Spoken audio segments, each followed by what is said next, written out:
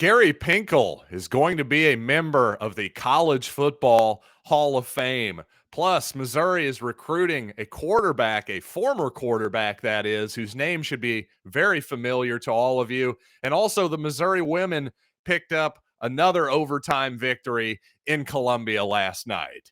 So all of this and more coming up right now on Locked On Mizzou.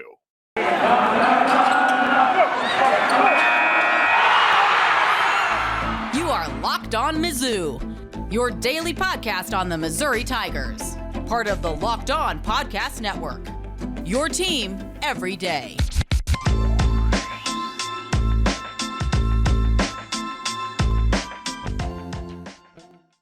Hey, all you true sons and daughters, I'm John Miller, your Mizzou mafioso and the central scrutinizer of Missouri Tigers football and basketball.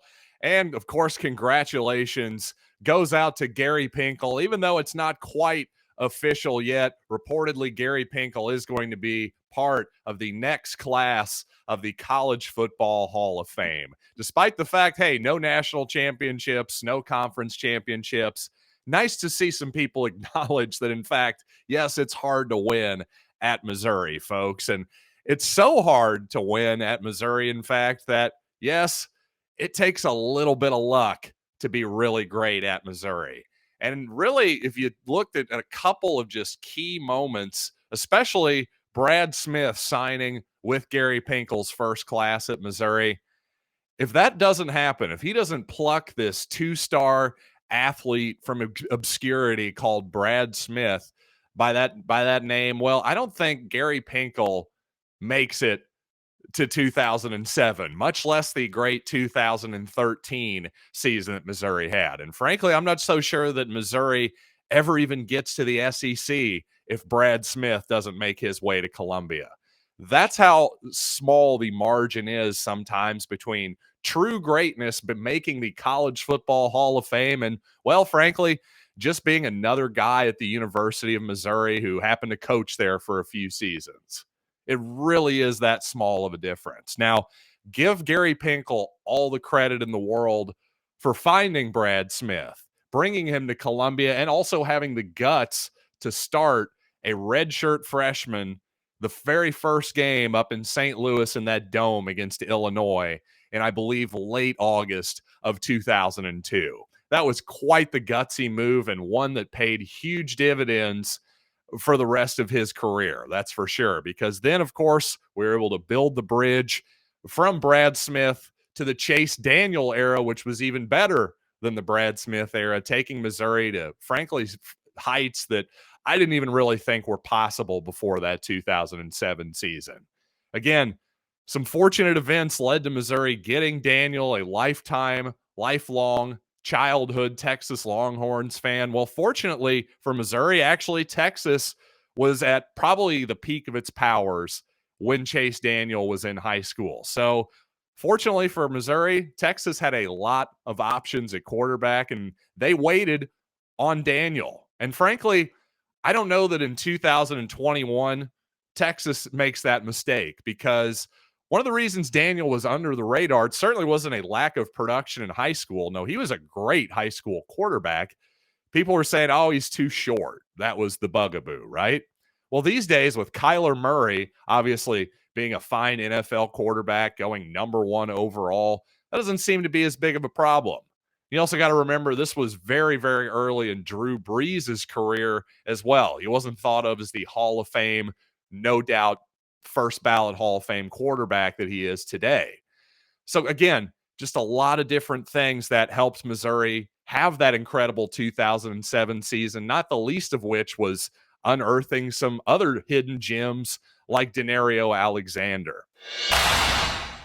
Oh, and lest I forget, Gary Pinkel also deserves tremendous credit for being ahead of the curve in terms of shotgun offense, quite simply. If you remember back to 2007, well, go watch LSU and Alabama play back then. Watch the kind of offense that they were running. It was essentially, NFL offenses from 1994 is what they were running. A lot of I formation, West Coast offense kind of stuff. Nothing real innovative is my point. But now you see everybody in college football practically is running some form of the shotgun spread type offense. Well, Missouri and Gary Pinkel and Dave Yost were way ahead of the curve there. And for as much crap as they took at the time from sort of your old school football fans who thought, get it up under center and get a fullback in there. Well, I think we can all see in retrospect that Pinkel, Yost, that entire Missouri program was right. They were totally ahead of the curve at the time, and that actually gave them a competitive advantage that they took advantage of, I should say, during the Chase Daniel era, without a doubt. Now that brings us to, of course, the great 2013 Missouri season, the SEC East Championship of 14 as well, the SEC era, if you will. And of course, Missouri did remarkably well in those two seasons to steal a popular Gary Pinkelism. But you know what? Back in 2013, I was 30 years old, which isn't all that old, but it's old enough to at least have some experience and some wisdom to realize that, gosh, I realized when we were winning those SEC's titles, I was looking around at Faurot Field and I was taking it all in. I really was, because I knew that more than likely this was a rare moment.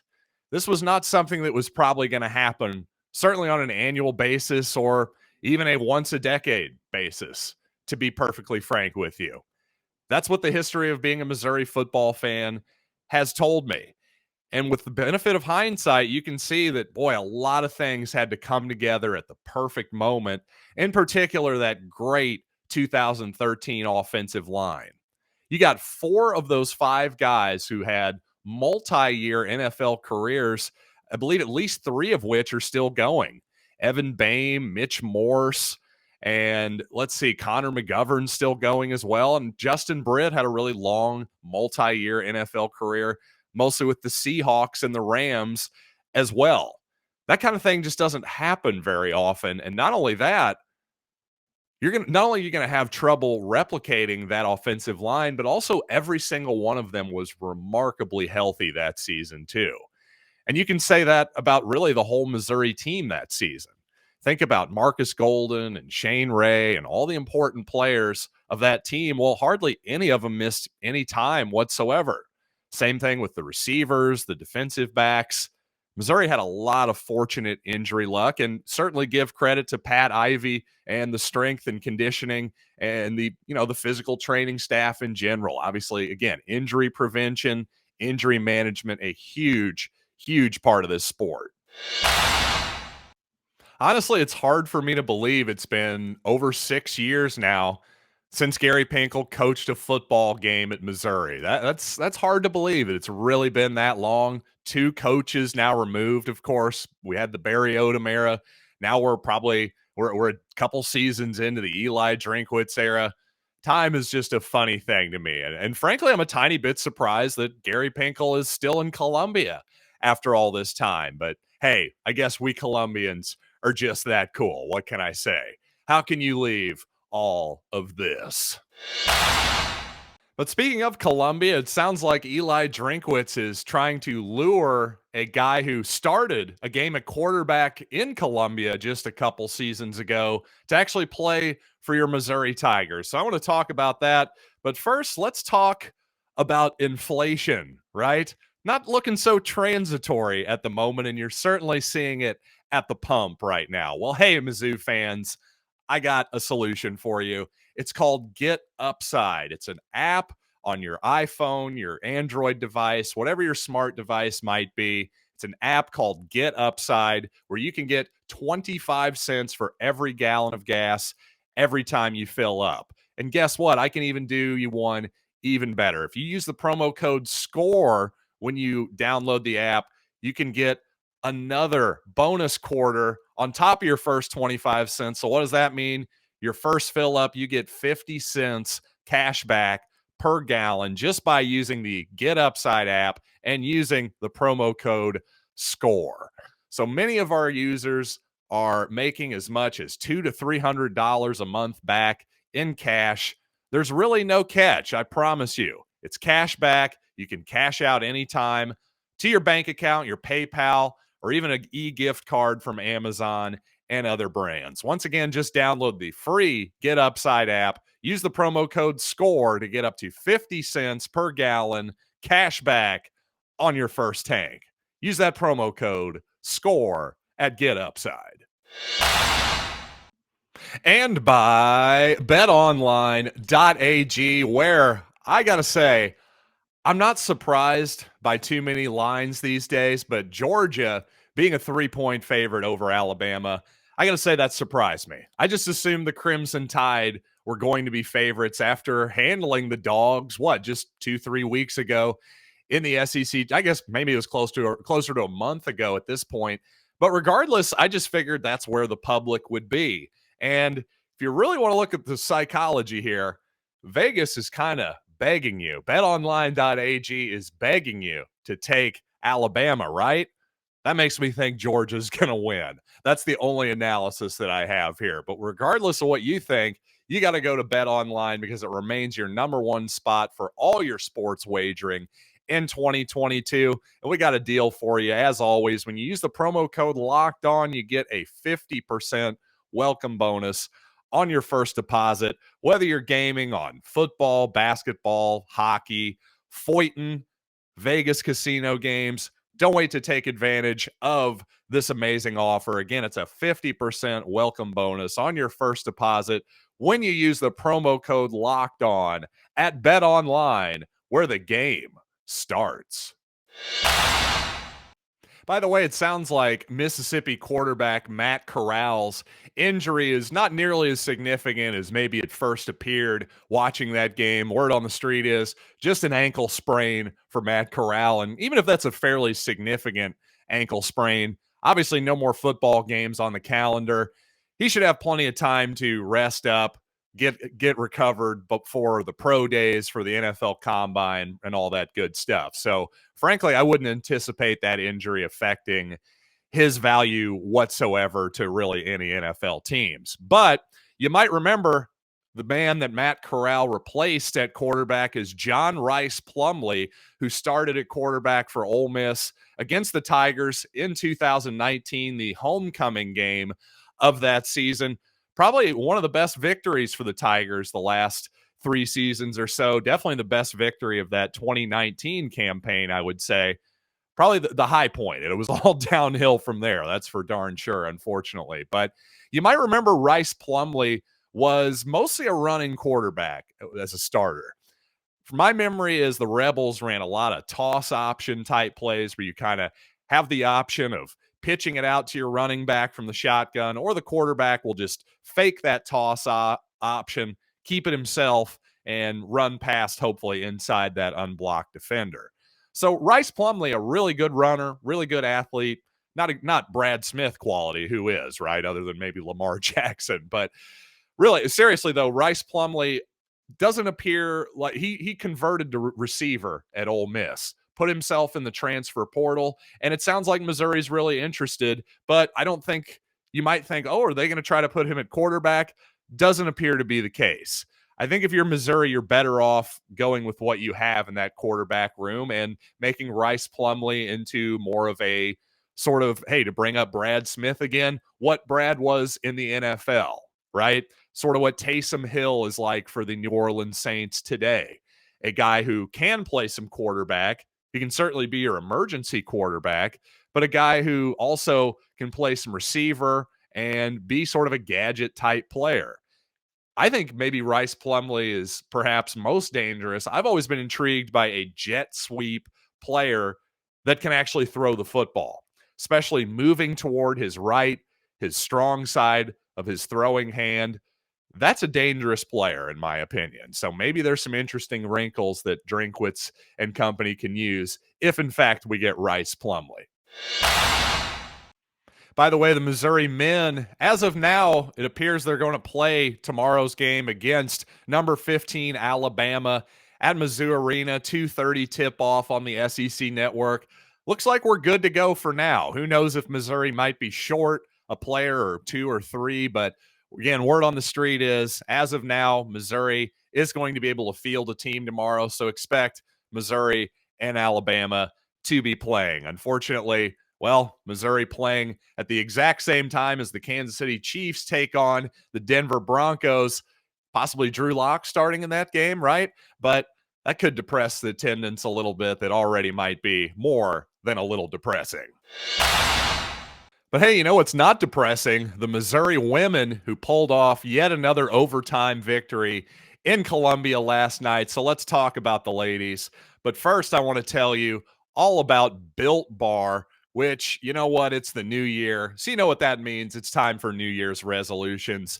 And if yours is about getting fit or eating healthier, as what 90% of people's are, well, make sure you include Built Bar in your plan. You see, Built Bar is the protein bar that tastes like a candy bar and perhaps even better. Well, you'll just have to tell me.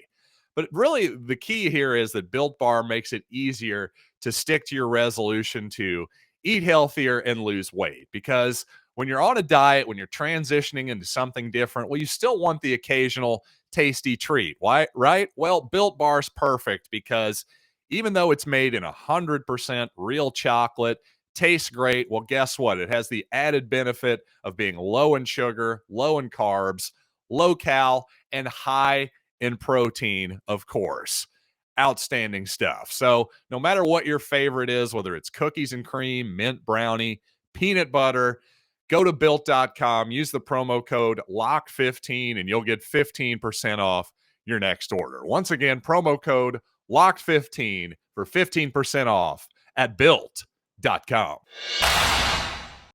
Well, the Missouri women's basketball team trailed for much of the night against Auburn, but hey, you can't take the Tigers down in overtime. We've learned nothing else from the last couple weeks, but yeah, Missouri beat Auburn 13-4 in that overtime period. Really impressive, and frankly, I just love this team's grit.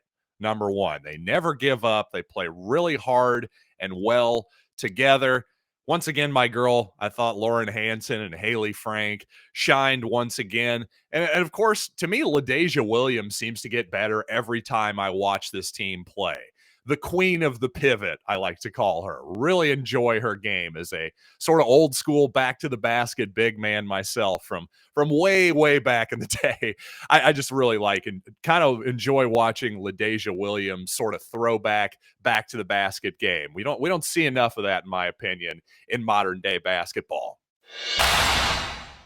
And speaking of that grit from this Missouri team, one of the reasons I brought that up is because, well, obviously Ajiah Blackwell was back. I thought she looked a little bit rusty for some of the game, maybe a little bit, I don't want to say out of shape as if she's, been lazy or something, but she just came off of COVID protocol. I believe she tested positive with the virus. So she's been away from basketball, maybe not quite in basketball shape, and perhaps she's actually recovering from the virus. It could be having some lingering effects, but you know what? By the end of the game, it felt like she got her rhythm back a little bit. And regardless, still with her usual 14 rebounds. So she will not be denied. That young lady has a heck of a nose for the basketball, no doubt about that. If I'm a Missouri fan, the only thing that would worry me just a tiny bit, the turnovers were back up again. That's something that has plagued Robin Pingeton's teams during her times, even those peak teams with the Porter sisters and the Cunningham sisters and the rest of those young ladies. They still turn the ball over way too much, in my opinion. And 20 turnovers last night. Unfortunately, I thought they had gotten better at that for the most part this season. That's a little bit concerning to me, but hopefully that's just a blip and not a sign of a trend here as we crawl further into SEC play. So thanks once again for making Locked On Mizzou your first listen. Hey, I got a tip for you. Why don't you make your second listen Locked On Chiefs? We brought up the Chiefs and Broncos game. Oh, man, did we really leave one on the field last week against Cincinnati. But you know what? I think Ryan Clark and Chris Tracy do a great job over at Locked On Chiefs. Check them out wherever you get your podcasts for free. So until next time, I am John Miller, and this has been Locked on Mizzou.